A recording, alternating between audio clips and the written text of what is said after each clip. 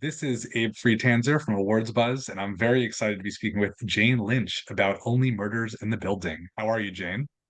I'm good. How are you? Good, good. I've been a fan of yours for a while, and I have to admit, I was surprised when I looked at how few episodes you've been in of Only Murders in the Building, because you leave a very substantial impression for having only been in, I think, 4 episodes between season one, two, and three, right? Right, that's right. Yeah. Yeah, just a few. So, what does a guest spot like that look like for you? What did you know when you first signed on? Did you think you would be coming back for more?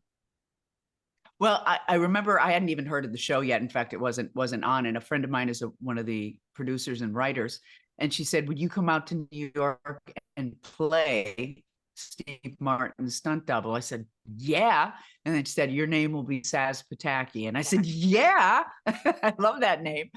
So I knew it was going to happen, but I didn't know how much fun it was going to be. Do you think that you resemble Steve Martin? Have you been told that throughout your life? Well, no, I haven't been told that throughout my life, but I know that a stunt double doesn't necessarily have to be a ringer for that person. But what I love about it is that I dress exactly the same as he does. Steve Martin's character, Charles, has the style, with the hat and the blue sweater and the shirt underneath and the overcoat. And I wear that obviously since we did Brazos in the 1980s, early 90s, I have been wearing that look. I will say I tried when I was just getting dressed. I was like, you know what, maybe I'm going to try to dress like that, but I don't think I have my style. Fortunately, probably is I don't think like Steve Martin's on the show. Yeah, I like that style, and I get to wear men's clothes, which is great, and they tailor them to fit me, so I don't look like I'm wearing my father's clothes, which is great. What is it like working with Steve? It's a joy. He's so kind and so mellow, and he has just such a big heart. And we live in the same town, so I've gotten to know him a little better over the years. And yeah, I just love working with him. I love doing the old back and forth with him. Especially in this season, they've given us some really great stuff, and not just flashback stuff. As you know, I'm the murder victim, the murder that they're trying to solve in this season. So we got some really cool things that I don't want to give away, but I've been having a not just a blast, but it's been really touching and really moving. It's been really nice. When did that happen? When did you find out that you were going to be such a focal point after again being such a minimal but lingering part of the show before this? I think it was the last episode I did last season, and I forget when it was. But anyway, John Hoffman, the executive producer and head writer and the creator, and he's just a lovely guy too, came up to me and said, "What do you think about We Kill You?" and of course, that's actually a great thing because it means your next season is going to be, mwah. And that's so I was really thrilled to hear that I was the one being dispensed with. I guess that seems unusual to me, but I'm glad that it was a positive thing because it means getting to revisit some cool moments. Absolutely. Yeah, it was. I was very happy to be the murder victim. Can you offer any non-spoilery teases of what season four will feel like compared to what fans have seen so far? Well, there's a little bit of it that takes place in Los Angeles because there's something going on. So the gang is in Los Angeles, and at the same time as they're trying to solve my murder. So we get to see this kind of whole subculture of stunt doubles, and it's hilarious. It's this whole world. We all hang out with each other, and we all support each other. And because I was one of their own, it's a big deal that I'm dead, and it leads to some really funny, very touching things. But the people playing the stunt doubles, of course, you're going to go, "Oh my God, I can't believe that I'm looking at so and so playing such and such." You've acted in so many projects across different genres. What has been your own experience with stunt doubles throughout your career? Oh, let me think. Oh, I have a stand-in who I adore, and we hire her every time. So she kind of looks like me, but doesn't. She kind of generally looks like me, and I love her, and we've been working together for years. But has anybody done a stunt for me? Oh yes, in this show, Only Murders in the Building, I had a stunt where, and oh, I hate for people to think I didn't do this stunt, but you can kind of tell it's not me because it's done so well. But I do a forward somersault and then a backward somersault, all in one move. And it was my stunt double did it. And to watch that, you know, and then I jump up out of it. And it's so clear that it's not Jane Lynch, the actress, doing it. It's obviously someone who knows how to move. But I'm sorry if I ruined the illusion for anybody, but I didn't do those somersaults myself. Well, it's a big moment for stunt people with the fall guy coming out. You know, this is the time where people like Yeah. see behind the curtain, not necessarily exactly how it happens, but Mhm. the Hollywood version of what it's supposed to be. Absolutely. And it is a real thing. I mean, there is like a community. They all know each other and they all support each other. Um, uh, and so we kind of take that subculture in this series and he expands it to, you know, there's a bar that we all hang out at, and I don't want to say the name of the bar because it's hilarious and I want you all to go when you hear it for the first time. Well, I was looking back at your Emmy record, which is pretty impressive, and it's always interesting to see the categorizations, you know, of comedy and what that means, because you're eligible for outstanding guest actress in a comedy series, which you won for The Marvelous Mrs. Maisel, and you were also nominated for Two and a Half Men. Do you see Right. a connective tissue between those three roles being similar in terms of how they are judged? Well, I think that they're really well conceived characters.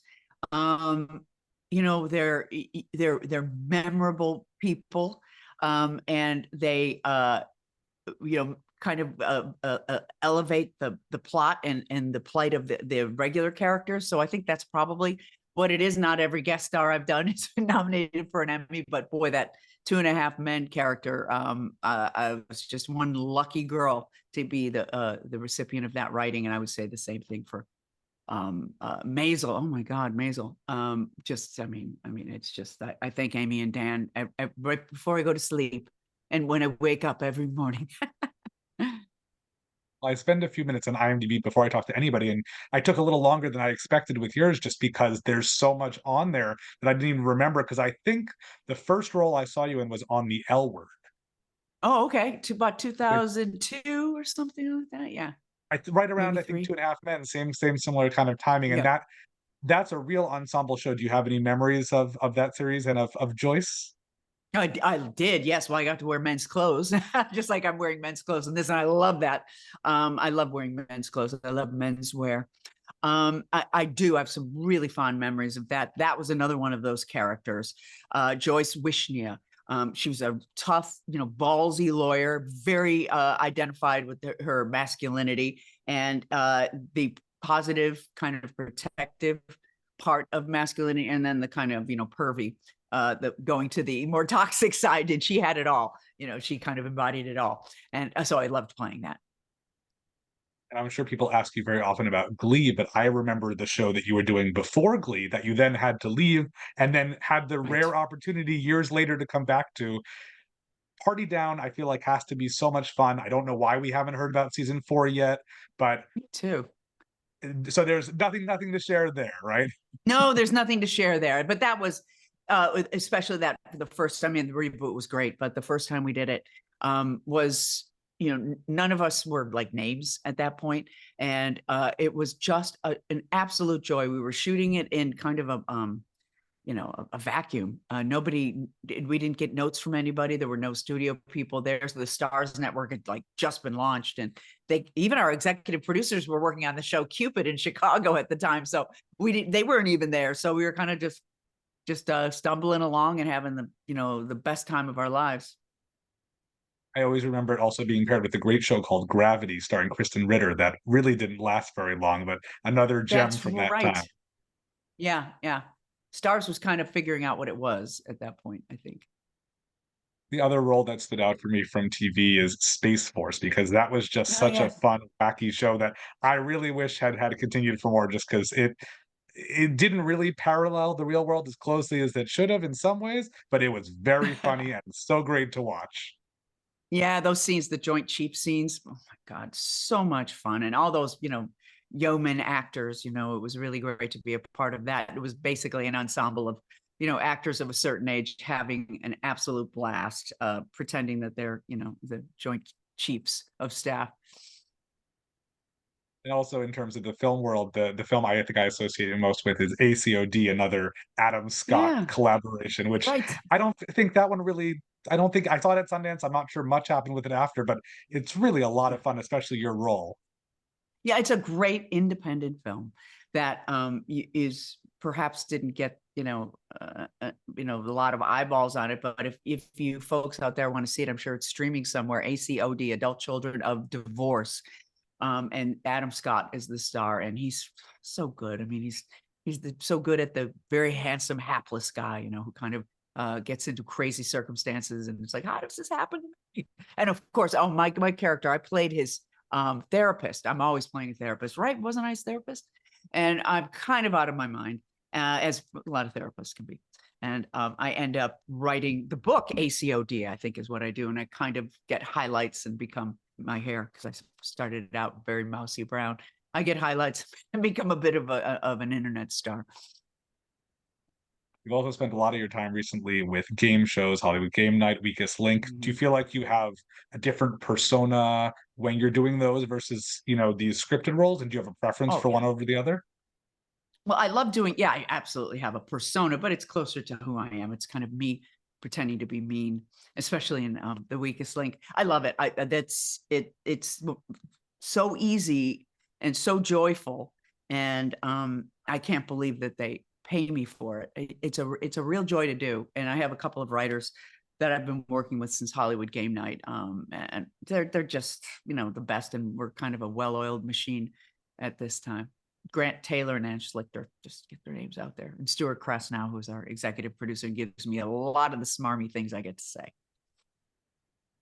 Well, we like awards a lot here at Awards Buzz, and I'm curious if there is a performer or a show that you think is especially awards worthy at the moment. Yeah.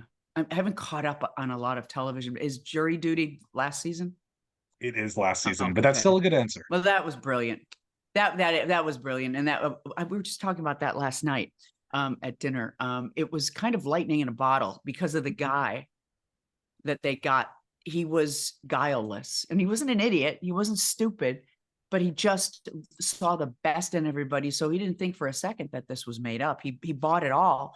And when he found out, he was so gracious. I don't know if he like went through a humiliating experience, but I don't think you can repeat the brilliance of what happened on that show.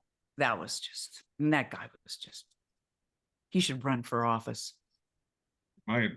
Well, before I let you go, I asked you about a bunch of projects and you sort of gave me a look of excitement because I'm not sure they're ones you're asked about that often. Is there something I didn't ask you about from your, long career that you feel like we should talk about, more people should seek out if they want more Jane Lynch? Oh my gosh. Who wants more Jane Lynch? I don't know. Isn't there enough Jane Lynch out there? There's enough for me. Gosh, what just Hollywood, not Hollywood Game Night. I wish we were doing that, but that doesn't look like it. At least for now, it doesn't look like it's coming back.